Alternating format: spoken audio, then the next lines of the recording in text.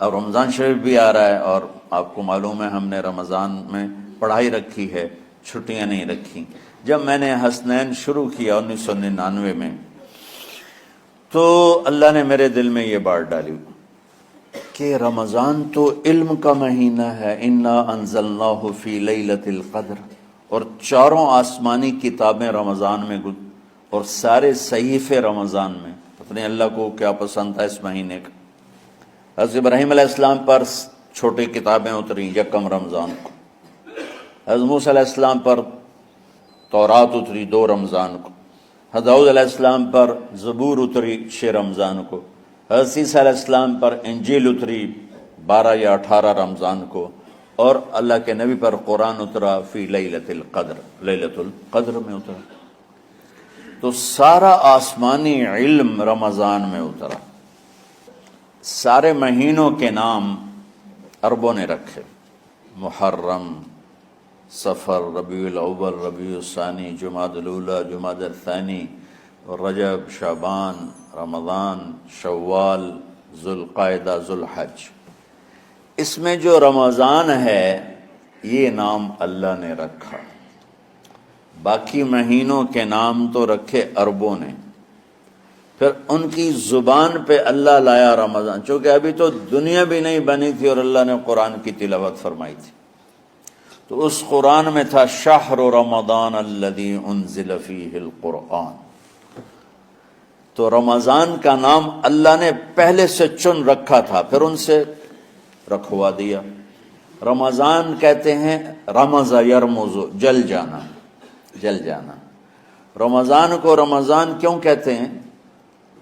کہ اس میں گناہ جل جاتے ہیں۔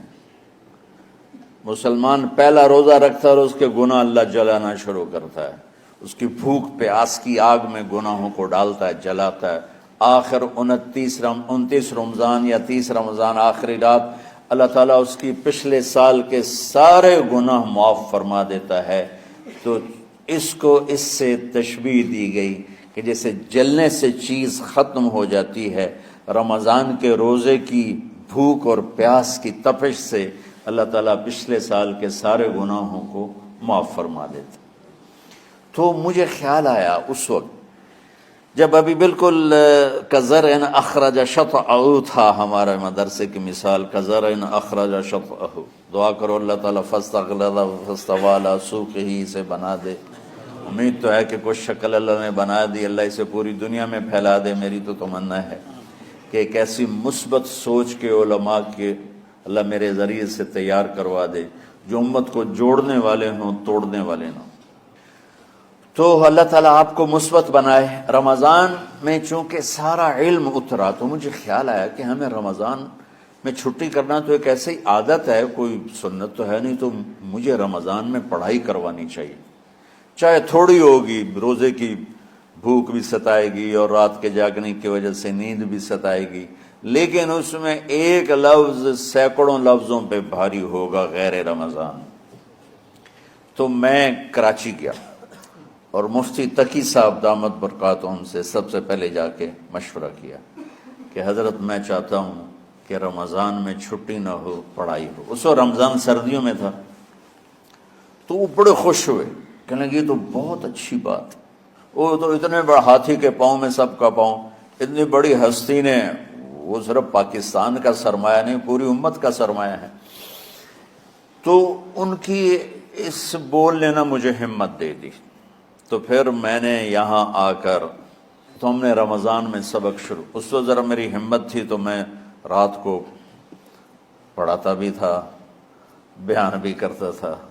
تو ہم نے رمضان میں شروع کی کہ یہ رحمتوں کا مہینہ، ہر چیز کی برکت کا مہینہ، ہر شے کی اللہ کی طرف سے فراوانی اس میں ہے، علم کی بھی، ہدایت کی بھی، رزق کی بھی۔